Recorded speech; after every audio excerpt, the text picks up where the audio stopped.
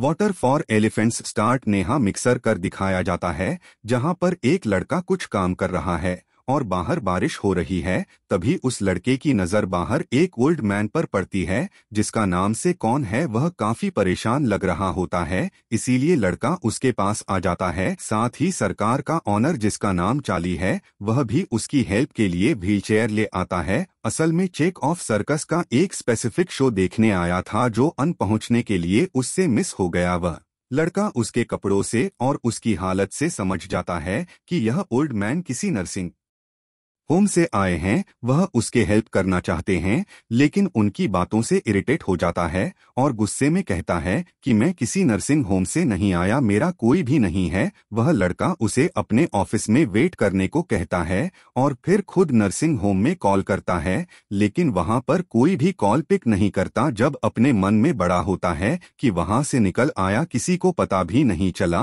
और साथ ही साथ वहां वॉल पर लगी पिक्चर्स को गौर से देख रहा होता है जिसमें एक पिक्चर बॉस की होती है और कहता है कि मैंने सन 1931 में इनके साथ काम किया था। कि आपने उनके साथ काम किया था कि आप उसके बारे में पता है लेकिन 1931 का एंड नहीं देख पाया। यह सब बहुत दुखी हो जाते हैं, अपने बारे में बताते हैं। वह कहते हैं कि मेरी पत्नी अब इस दुनिया में नहीं, मेरे पास मेरे लिए टाइम नहीं है इसीलिए उन्होंने मुझे छोड़ दिया था। इसके बारे में पूछता है, बताते हैं कि मैं वेटरनरी साइंस का स्टूडेंट था, मैं अपनी फैमिली के साथ बहुत खुश था। एग्जाम का दिन मुझे कभी नहीं बोलता क्योंकि उसी दिन मेरे पेरेंट्स की एक कार एक्सीडेंट में डेथ हुई जिसके बाद मुझे अपने घर को छोड़ना पड़ा।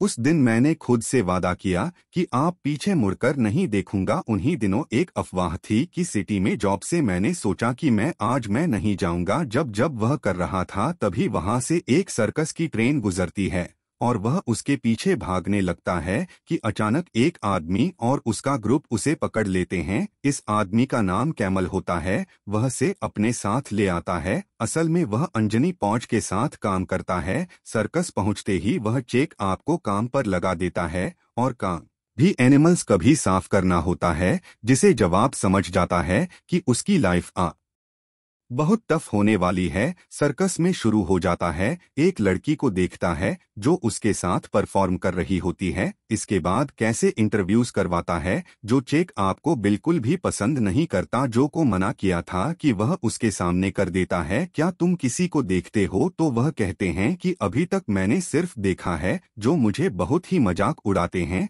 वहां से जाने के लिए कहता है कि मैं स्टूडेंट हूं और पर यानी कि जानवरों के डॉक्टर के तौर पर जॉब ऑफर करता है और उसे अपने एक वर्ग के साथ रहने को कहता है। एक दिन और उसकी वाइफ अपनी हॉट्स को लेकर जा रही होती है जिसके पाव में घाव था। जगह उसके पाव को देखकर बताता है कि इसको लैमिनेटेड है यानी टिश्यू डैमेज और इंक्लिनेशन, जो कि और ज्यादा सीनियर हो जाता है और इसका कोई भी क्यों नहीं है, यानी कि इसे ठीक नहीं किया जा सकता। वहीं ऑफिस चेकअप को ऑर्डर देता है कि वह सर्कस के सारे एनिमल्स को गंदा और खराब खाना खिलाए। तो जागो नहीं लगता देखो, वह उसकी पत्नी के पास जाता है जो अपने हॉर्स के साथ उदास बैठी थी क्योंकि उसकी हॉर्स की हालत दिन ब दिन खराब होती जा रही है। वह देखो हमसे कहती कि काश मैं इसे कस मीना ले गई होती। जब आप उसे तसल्ली देता है, वह देखो को बताती है कि यहाँ और उसकी मर्जी के बगैर कुछ भी नहीं होता, हुई उसकी मर्जी के बगैर कुछ नहीं कर सकता। वह हॉर्स बहुत पी नहीं होता है।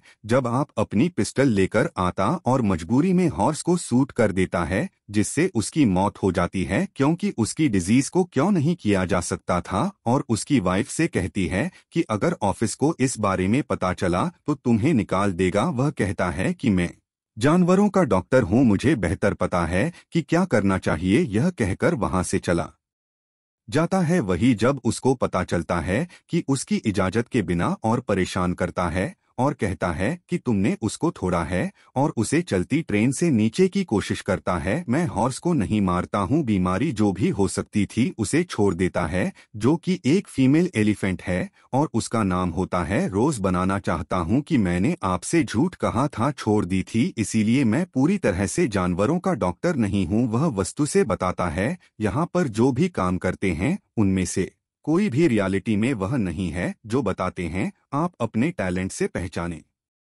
जाते हो और तुम्हारे अंदर भी मैं वो टैलेंट देखता हूँ। अगले दिन हो गए चेकों को खूब देकर कहता है कि रोजी को यानी कि एलिफेंट को चलने को कहो। वह से हर्ट नहीं करना चाहता, इसीलिए बहुत प्यार से उसे टच करता है, लेकिन वस्तु से वह हुक ले लेता और जो उसे एलिफेंट को हेड करता है। और मर्जीना कोई देखकर बिल्कुल भी अच्छा नहीं लगता क्योंकि वह उस एलिफेंट को हॉट कर रहा था। इसके बाद जॉब एलिफेंट के पास वाइन लेकर जाता है ताकि उसके गांव पर लगा सके। वहां भी उसकी हेल्प करती है और जॉब करोजी के साथ यानी कि एलिफेंट होता है शो के दौरान वह सीट पर बैठी होती है। हाथी भागना शुरू कर दी है कि शहर के भाग जाता है और उसे बचाने के लिए उसके पीछे जाते हैं और एलिफेंट को वापस आते हैं। बूढ़ा हो जाता है और बुक लेकर हाथी को मारने जाता है। हालांकि महीना और जैक और उसे रोकने की कोशिश भी करते हैं, लेकिन वह उनकी नहीं सुनता और मासूम एलिफेंट को बहुत बुरी तरह से मारता है,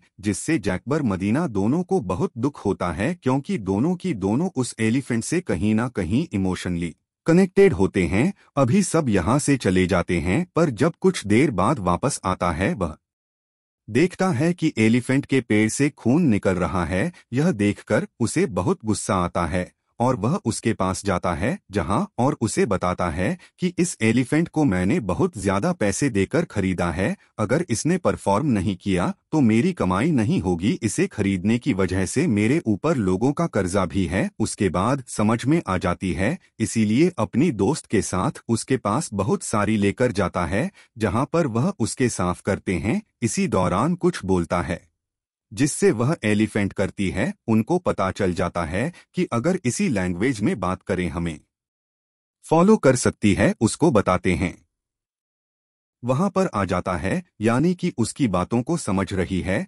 जिससे उसका तो पहले से भी अच्छा हो जाएगा। इसी खुशी में पार्टी देता है जहां पर मदीना और जैक और एक दूसरे के साथ डांस करते हैं। अगले दिन शो में दिखाया जाता है जहां पर और उसकी हर एक बात को एलिफेंट मानती है। उसको बहुत अच्छा होता है, उसको बहुत प्राउड फील हो रहा होता है। वह जैको को ऑफिसर का फैमिली का पार्ट कंसीडर कर लेता है। सब उसे कांग्रेस लेट करते हैं। मलिक को सीक्रेट लिए कहती है कि इसके बाद तुम एलिफेंट को मेरी टेंट में लेकर आना। उसे देख लेता है और जब दोनों मिलते हैं तो वहां पर पहुंच जाता है। वह मलिक करता है, वह कहते हैं कि मुझे छोड़कर जाना चाहती हो कि हम दोनों के बीच में ऐसा कुछ भी नहीं है, लेकिन उसकी बात पर यकीन नहीं करना चाहता। उसे उल्टा सीधा शुरू कर देता है और वह थप्पड़ मार देती है। थप्पड़ मारता है, गुस्सा आता है और वहां पर आते हैं जो इन दोनों की लड़ाई छोड़ देते हैं, यहाँ से भाग कर जाते हैं। यह दोनों एक दूसरे से बहुत प्यार करते हैं, एक दूसरे के साथ बिताते यहाँ पर आदमी आते जाते हैं।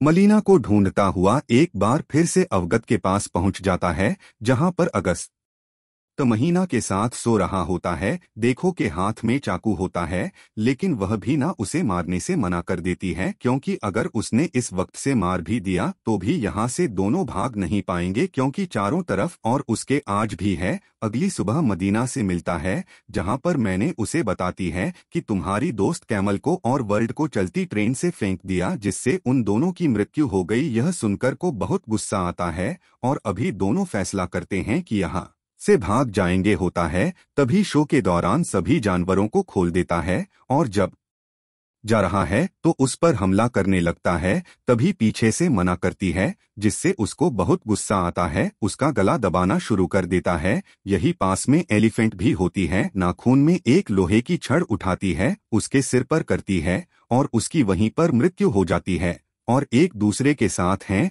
हमेशा के लिए बंद कर देती है। यह इस साल का बहुत बड़ा हादसा था। पुलिस यहाँ पर किसी को गिरफ्तार नहीं कर पाती क्योंकि उन्हें नहीं पता चलता कि जानवरों को किसने खोला था और एक दूसरे के साथ यहाँ से निकल जाते हैं। कहाँ पर आती है जहाँ पर बूढ़ा को भी पूरी कहानी सुनाता है कि हम दोनों अपने साथ ले गए, मैंने अपनी पूरी की, उन्होंने अपना एक फोन खरीदा, हम दोनों के 5 बच्चे हुए, हमारी जिंदगी में सारी खुशियां थी। हो सालों के बाद रोजे की मृत्यु हो गई, पर अब मुझे भी 1 जून में जॉब मिल गई थी। मैं और मर्जीना हमेशा एक दूसरे के साथ रहे। उसने अपनी जिंदगी की आखिरी सांस मेरे सामने ली। उसकी जिंदगी में वह सब कुछ उसे मिला जो उसे चाहिए था। पूरा चेकअप कहता है कि मैं वापस सर्कस में नहीं जाना चाहता बल्कि अपनी पुरानी जिंदगी को दोबारा जीना चाहता हूं। अगर तुम्हारी इजाजत हो तो मैं तुम्हारे सर्कस के टिकट काउंटर पर जॉब करना चाहूंगा। लड़का, जो उसके सामने बैठकर ही पूरी कहानी सुन रहा होता है, वह इस बात के लिए हाँ कर देता है और इस तरह से देखो अब एक बार फिर से अपनी दुनिया में लौट जाता है। इसी के साथ ही कहानी यहीं पर खत्म हो जाती है। यह फिल्म सन 2011 में रिलीज हुई थी। IMDb पर इसकी रेटिंग है 6.9। दिन का बजट था $38 मिलियन और बॉक्स ऑफिस पर इसने कमाई की थी $117.1 मिलियन की। उम्मीद करते हैं कि यह कहानी आपको पसंद आई होगी।